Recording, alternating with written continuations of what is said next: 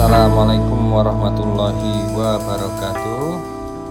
Bersama saya Aryo Diponegoro untuk yukbisnisproperty.org. Pada kesempatan kali ini saya akan sharing mengenai perbedaan PEP, payback period, ROI, dan profit margin dalam dunia bisnis developer properti.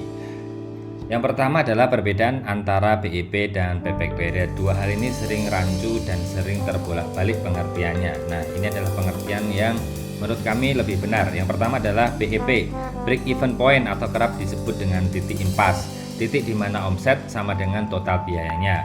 Simbolnya biasanya unit. Misalnya contoh perhitungannya adalah harga unit 200 juta, total unit ada 100 unit. Total biayanya mulai dari akuisisi lahan sampai dengan pembayaran pajak dan bunga adalah 15 miliar, sehingga BEP-nya adalah 15 miliar dibagi 200 juta atau 75 unit. Yang kedua adalah payback period. Payback period adalah terkait dengan periode pengembalian atau kapan investasinya ditanamkan itu bisa kembali. Nah, investasi misalnya 1 miliar, keuntungan bersihnya per bulan adalah 100 juta, maka payback periodnya adalah 1 miliar dibagi 100 juta atau 10 bulan. Nah, ini cara perhitungan yang gampangnya. Perhitungan yang lebih detail dapat dibuka pada rencana arus kas, di mana setiap bulan akan ketemu saldo atau cash yang tersisa. Dari cash yang tersisa itu diputuskan berapa rupiah yang digunakan untuk mengembalikan investasinya, sehingga setiap bulannya atau setiap periode waktunya akan dapat kita hitung total periode waktunya sehingga investasi itu bisa kembali. Perbedaan yang kedua adalah bicara mengenai ROI dan profit margin. Ini juga dua hal yang berbeda karena pengertiannya hampir mirip.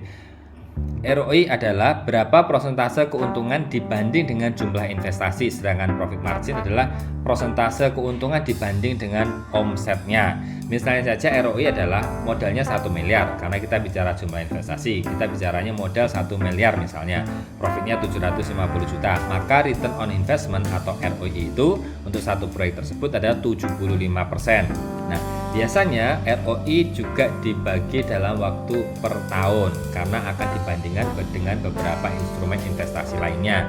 Maka jika proyek tersebut dijalankan selama 3 tahun, maka ROI-nya yang 75% tadi, ROI per annualnya adalah 25%. Nah, 25% ini yang akan dibandingkan dengan tingkat suku bunga, tingkat inflasi, perbandingan harga saham misalnya, atau harga emas dan sebagainya. Yang kedua adalah profit margin. Profit margin sendiri tadi adalah perbandingan antara keuntungan dibanding dengan omset. Misal omsetnya 5 miliar, profitnya 750 juta, sehingga profit marginnya adalah 15%. Nah, ini biasanya sudah terdapat dalam neraca rugi laba. Demikian perbedaan-perbedaan tadi, semoga dapat menjadi lebih jelas. Jangan lupa subscribe Yuk Bisnis Property, follow Instagramnya @yukbisnisproperty_id, dan websitenya di yukbisnisproperty.org. Saya Aryo Diponegoro untuk yukbisnisproperty.org. Wassalamualaikum warahmatullahi wabarakatuh.